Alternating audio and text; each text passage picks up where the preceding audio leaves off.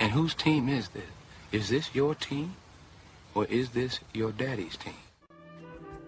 Thanks for listening to the Dad Mode Podcast, common sense parenting in a politically correct world. Here's your host, Andy Carlson.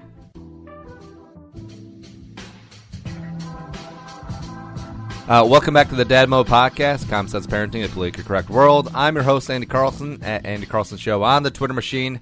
I'm a father. I have no idea what I'm doing, but you and either there, Chiefy, so let's try and learn something together today. The website is dadmodepod.com, Twitter at dadmodepod, or just use the hashtag dadmode. Back up in the house, once again, back up in that ass with the resurrection. Uncle Nick. Wait, no, Nickason, whatever. Hey. Hey, Andy. It's Nickason. Thank you. Just Nickason. Host of the Hollywood-a-son, the Nickason podcast. It is just straight up the Nickason podcast. It is. What was this week's episode? This previous week, I was talking about the year 1984. I'm just kind of doing like a year. So very Orwellian of what happened. Not George Orwell. Just talking about like the music, the movies, the big things that occurred during the year 1984. I chose. What were some of the highlights?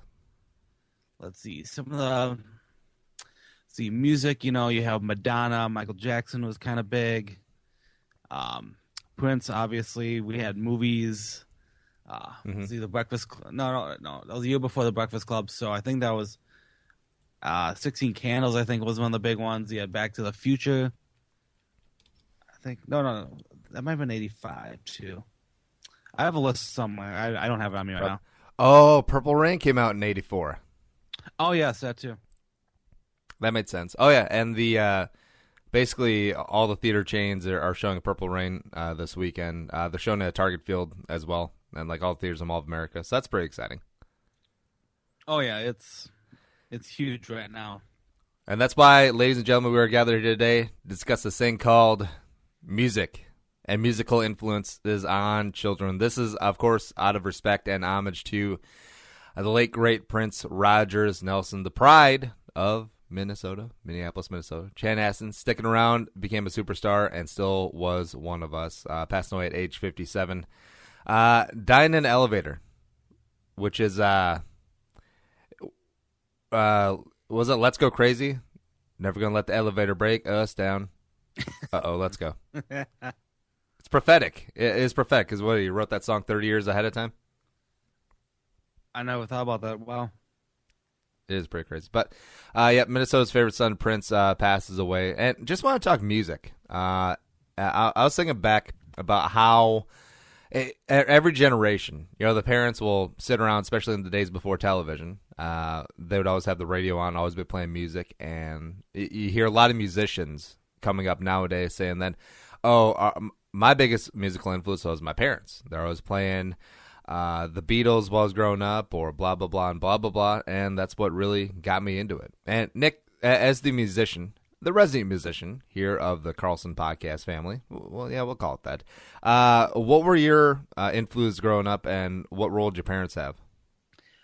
With my roles as my parents' roles, I was always in the car. I always remember car rides and radio stations, and I think when you're sitting in the front seat with no seatbelt. Yep, that's exactly where I was. Chewing on lead paint. No, I wasn't chewing on lead paint. There's lead everywhere, though. Yep. I just want to say that my mom, especially, she was a constant radio changer, so I always hear bits and pieces of songs over and over and over. So, being born in the 80s, I love 80s music, and they're one of my biggest influences right now. And I thank my parents for that. And all those brief like blurs of music that I would hear.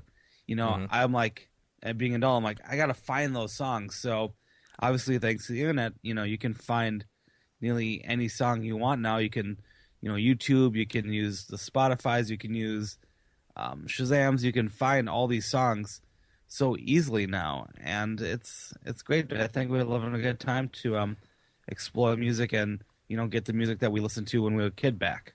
Now, what's one song that you really remember from riding around the car with your ma?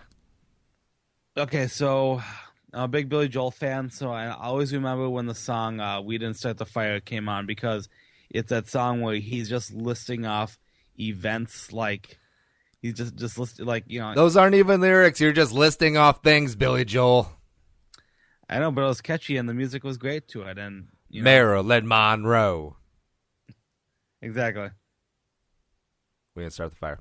Let's see. My parents were really big country music people, and I initially kind of went against it. You know how kids go, like either they really buy into the parents' musical taste or they completely rebel against it. You know, like the parents are really big into the Beatles, or maybe like I don't know, some random country artist at the time, maybe some Johnny Cash in there, and then the kid will be like, "F you, Dad, Sex Pistols." That's what I'm doing. Yeah.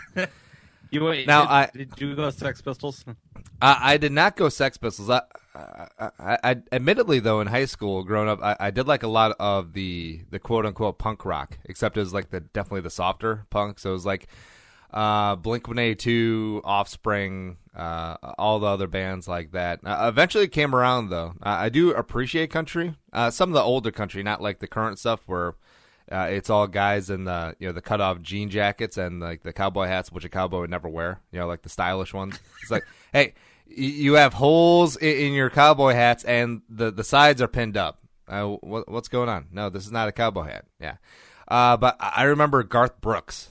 It was all Garth Brooks all the time in the damn car. And initially, I didn't get it, but no, I kind of like Garth Brooks. I remember I got friends in low places where the whiskey drowned, and yeah, that whole thing. I think it affects us more now that we're adults who can drink, and like if you hear that in a bar, then it's just like one of those songs like you just have to sing to. Yeah, like Sweet Caroline. Yeah. Now, what about Ferdinand? What was his musical taste? Is there such a thing as a Filipino music besides Pacquiao? The boxer Pacquiao. Filipinos love karaoke, which I found out more in my later years. Not too much. When I was a kid, I just don't think anyone had a karaoke machine when I was growing up. But lately because obviously technology is getting so much simpler to obtain. I know a couple family get-togethers. I haven't made it to these ones, but I was told that they had a karaoke machine set up, and it's just fun to sing. And a lot of family, from what I'm told, they love soft rock. I think my dad was soft rock, kind of James Taylor-ish type of genre. Chicago. Well, Chicago was a little too hard for him. Yeah, he kind of lumped Led Zeppelin and Chicago and Gwar in the same boat. Gwar. Yeah. And it's funny, the small influences that you get just growing up, and then you remember a song whether you're riding in the car with your parents or with your dad, or grandparents, things like that. It does stick with you. It's like why I always love and will always have a soft spot in my heart for WCCO. 830 WCCO, even though it is a crappy AM station, and it always comes with the. Because when I would travel with my grandparents and whatever, we'd be driving around Minnesota and the Twin Cities, we'd always listen to WCCO. And that's why it's always so ingrained in my brain, and always will be, just because of those repetitions, those hours, things like that. It's also why stupid Garrison Keillor and Lake Wabagon is embedded in my psyche. Because when we go on long trips, when we're out of range of WCCO, 830 WCCO, WCC...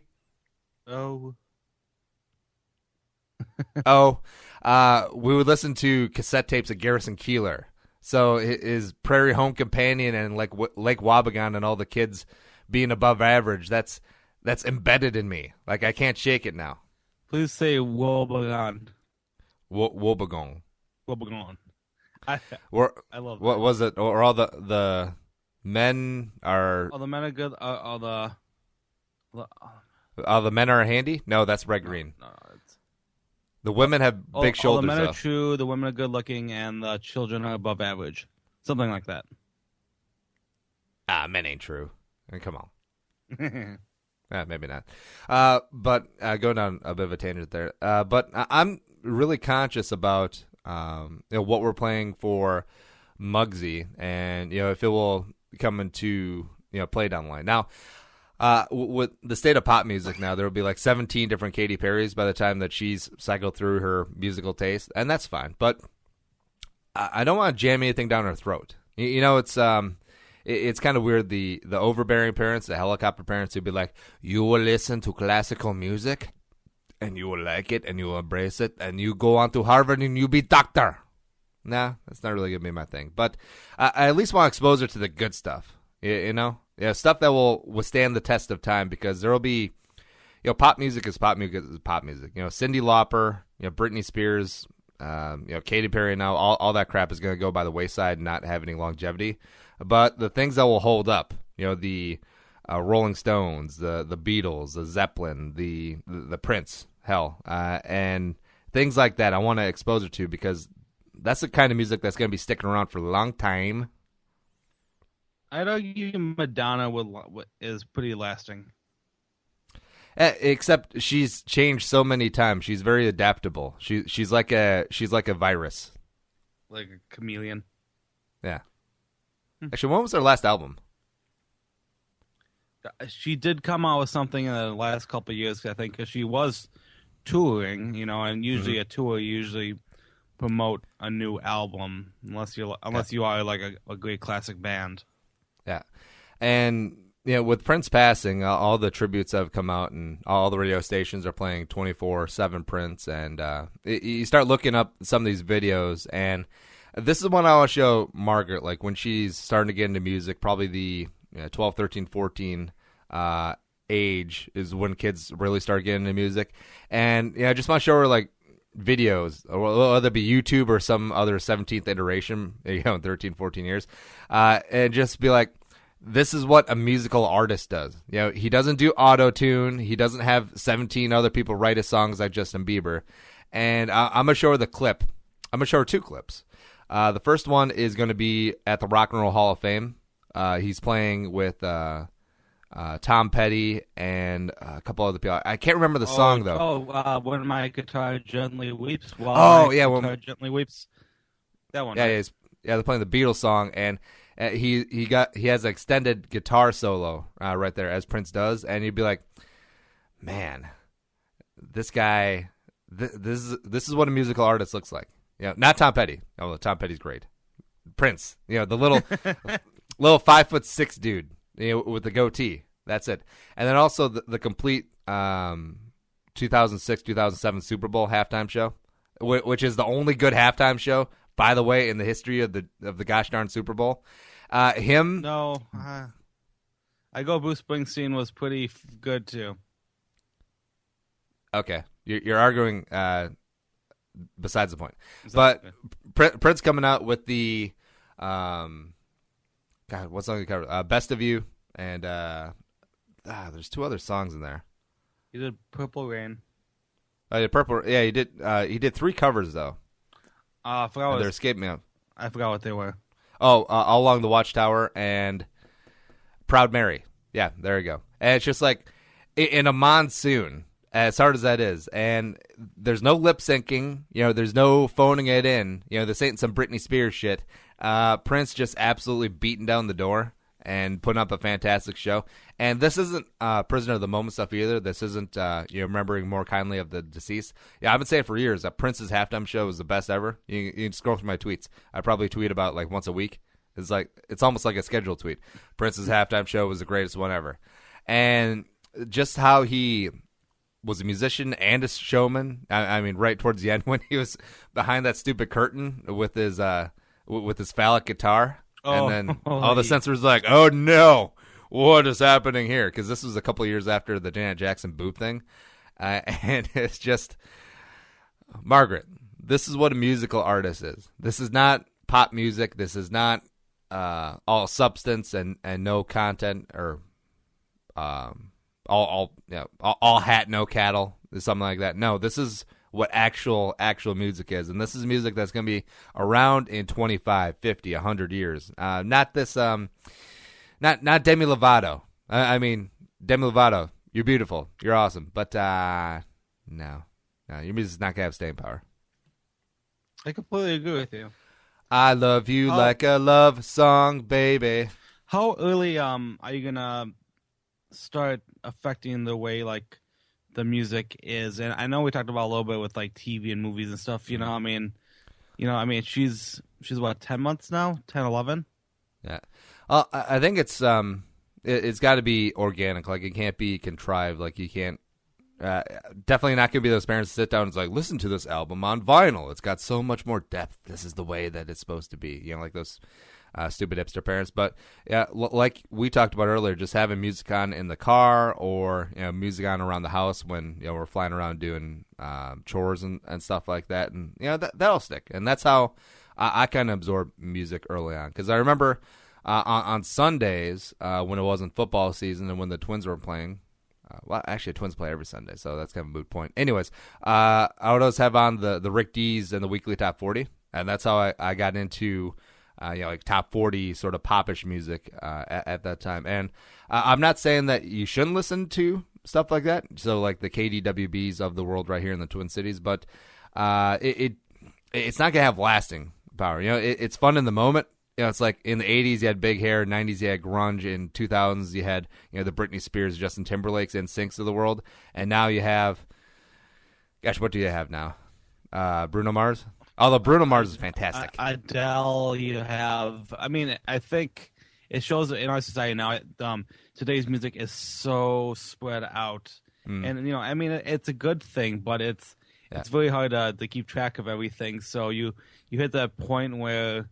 I worry when I have kids, and obviously when your Muggsy grows up, I want to be involved in their lives, and I kind of want to know what's hip and cool. But I feel like it's almost gonna be like learning a second language, all whatever music evolves into. Yeah, because I mean, a couple years ago, and just hearing those stories about parents having to take the van load or the SUV load of the tweens to the Miley Cyrus concert, and it's just like, this music's not going to be around in 5 years, and it isn't. But it's also like, all right, if this is what you want to do, that's cool. But also, take your daughter to like the John Popper concert if he's around, or even like a Darius Rucker, or someone who actually has talent, someone who has a shred of freaking talent in their body. And I think the kid will just be as much influenced by that, being like, this person's playing instruments. This person doesn't have choreography. This person isn't lip syncing. This is an actual performer. Who knew? Who would have known? I completely agree with you, and I think a lot. I want kids, whatever they're listening to be involved in music, and hopefully let them, obviously being a musician, maybe get them more interested and involved in music. I think a lot. I think growing up as a kid, I want to go off a little tangent here about how I think how you and I grew up, the age we grew up in, was the best time for television watching, for cartoons, because that's when what sold me a lot on good TV shows or good cartoons, obviously, in our opinion, was the music that was behind it. Obviously, I want to talk about the theme songs and how catchy, awesome theme songs. I mean, you're dancing to it. You go ninja, go ninja, go. Go ninja, go ninja, go. The great Vanilla Ice. Yeah, I love that stuff, and I think kids, when you have that positive influence, it sets up good memories. You know what Prince's dad's name is? John. Oh, okay. Exactly. I will say though, as right now, like kids who are really getting into music, it's a decent time as far as artistry goes, because I feel like Bruno Mars and Adele will have some staying power, because Bruno just puts on a damn good show. I threw a little shade at him accidentally, saying that Prince was the only good halftime show. Bruno Mars in New York was amazing, and that was also coming from a perspective of like, oh, so how come we're doing the New York outdoor show? How come we're having the little dude from Hawaii? How come he's the halftime show? But then he like absolutely kicked the shit out of it, and it was fantastic. And Adele, I believe too, will be around for decades to come. But you mentioned Springsteen earlier. It's like I hope Springsteen's still around, still kicking it when Muggsy's of the age where, when Springsteen does his 17th farewell tour and we go down to the old dilapidated U.S. Bank Stadium and we take in a Springsteen concert. Because I think that will stick with her. Because Springsteen is really a one-of-a-kind as far as like singer, songwriter, performer, showman. And, he, even though he's like 60, 70 years old, he's still sliding around on the stage in like those really tight denim jeans. And he's like, oh, a lot of people out of work at the mill. I'm a blue-collar man in my mind. 2, 3, 4.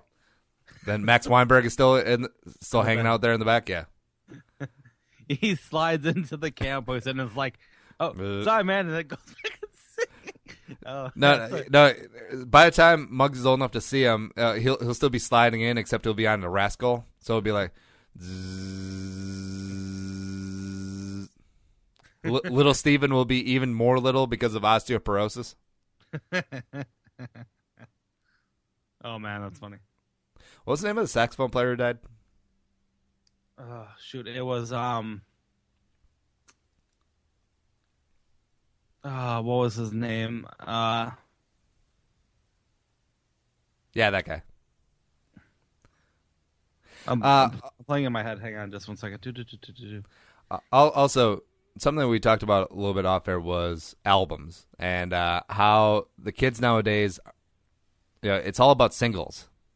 So you never listened through an entire album, whether it be a cassette or CD, and you don't get those deep cuts, as it were. And I feel like that's kind of a lost art, because before, when bands and artists were putting together their album track listing, there was a flow to it. They were telling an entire story over an hour throughout that album. But now it's just, let me just put my iPod on shuffle. Yeah. Beep, bop, bop, bop, boop. His name was Clarence. Oh, yeah, Clarence. Sorry. Clarence saxophone player, R.I.P. Yeah. All right. So, Nick, what was your favorite album? Oh, yeah, we talked about this. My favorite album was, I'm a big Billy Joel fan, so the songs that had the most hits that I really liked was the Stranger album. It came out in 1977. You like Giving Yourself the Stranger? Yes. No. All right, no, that's Billy Joel, right? Yes, Billy Joel album. Okay, gotcha. See, I'm trying to think. Some of my favorite albums, Zeppelin 4. That was the one with Black Dog and Rock and Roll, I believe.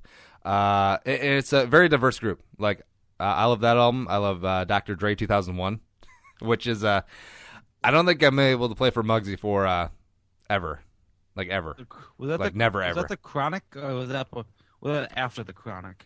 That was after the Chronic. That was like a decade after the Chronic. Came out in 2000. The one with the green weed. That's right. Okay, I'm sorry. Yeah. Such a great album.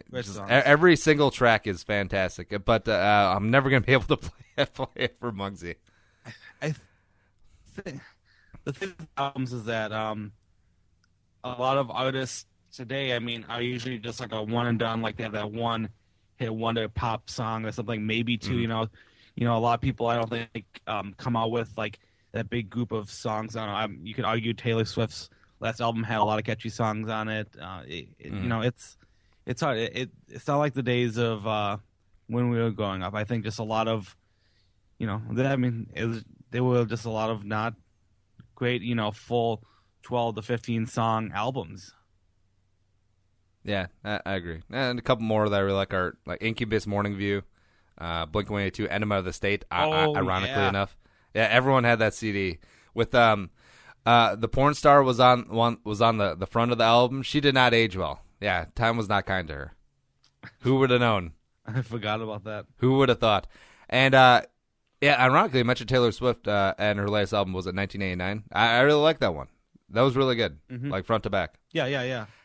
And Taylor Swift is one of those artists too, where she's extremely pop, but I think is going to be around for a long time as well. Yeah, I think she'll probably do like a Madonna thing and change herself quite a bit. Obviously. Really? Because she started out as a country? Yeah. Yeah. Okay.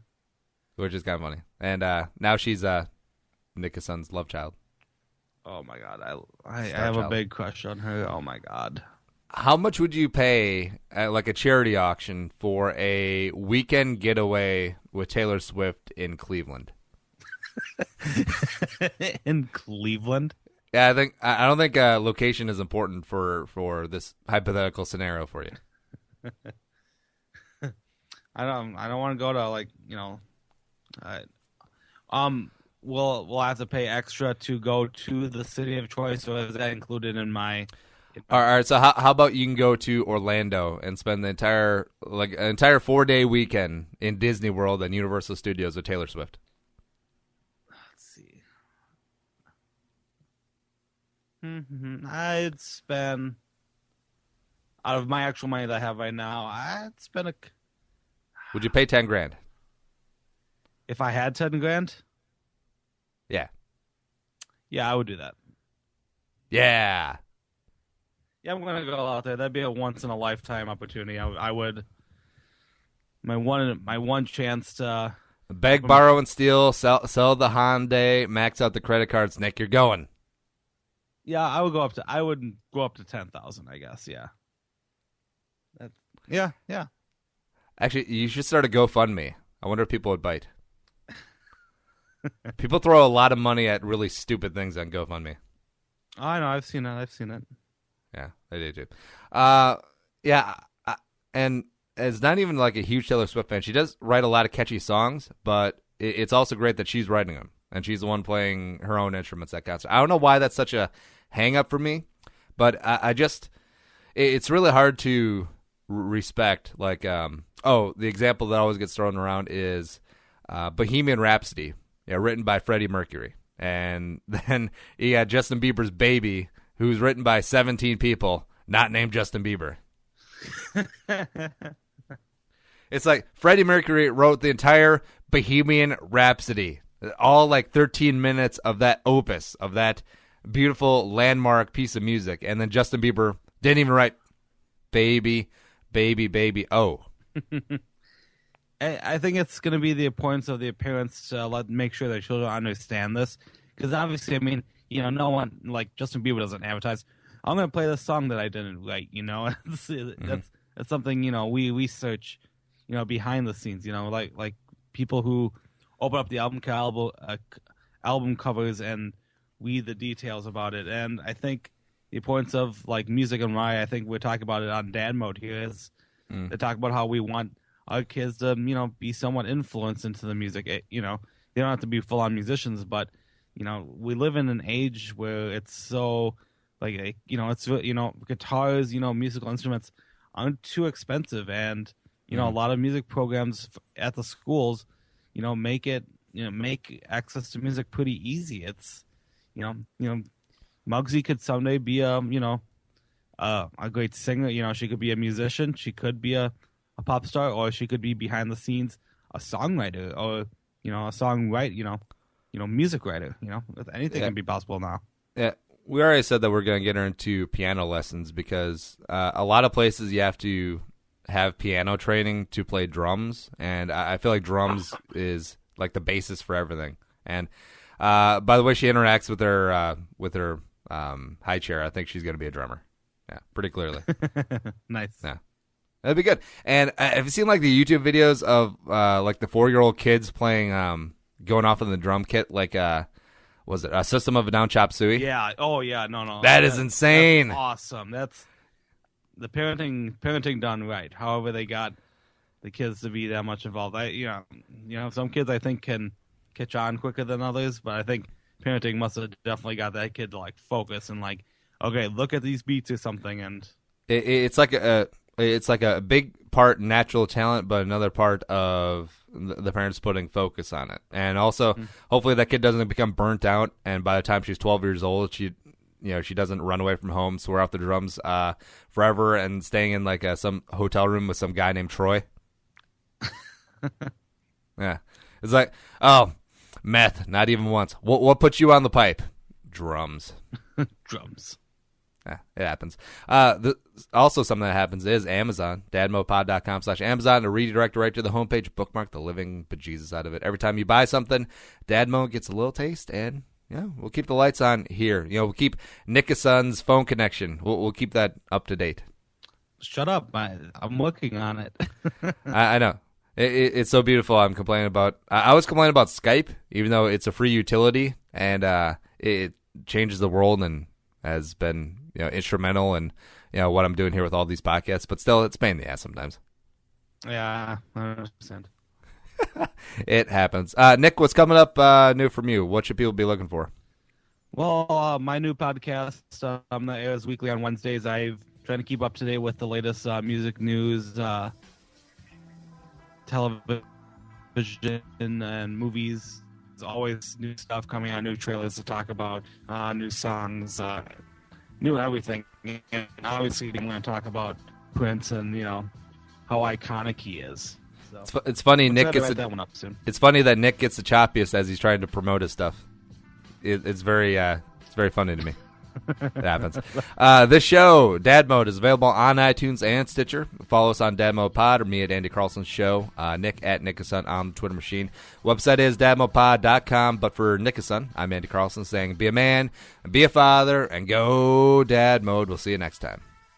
Think the episode you just heard is worth $1? Well, send it our way. Visit dadmodepod.com/support to find out how. Be a man, be a father. Go Dad Mode.